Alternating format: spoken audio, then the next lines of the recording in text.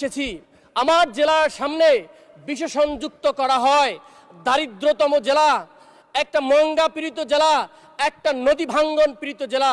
মাননীয় স্পিকার, আমরা অন্য অন্য জেলা থেকে 200 বছর পিছিয়ে আছি। মাননীয় স্পিকার, আমি ওই সব মানুষকে, আমার অঞ্চলের ওই প্রত্যন্ত অঞ্চলের চর যাত্রাপুর, চর গোরখমণ্ডল এবং চর বড়াইবাড়ি, চর বিদ্যানন্দ মানুষগুলোকে ধন্যবাদ জানাতে চাই, যাদের কথা বলার জন্য আজকে আমি পার্লামেন্টে দাঁড়িয়েছি। মাননীয় স্পিকার, এই 54 বছর ধরে আমার অঞ্চলকে শোষিত, অবহেলিত, বঞ্চিত, বৈষম্য করে রাখা হয়েছে। মাননীয় স্পিকার, আজকে আপনার মাধ্যমে আমি তাদেরকে শুধু ধন্যবাদ নয়, আমি কিছু আহ্বান জানাতে চাই।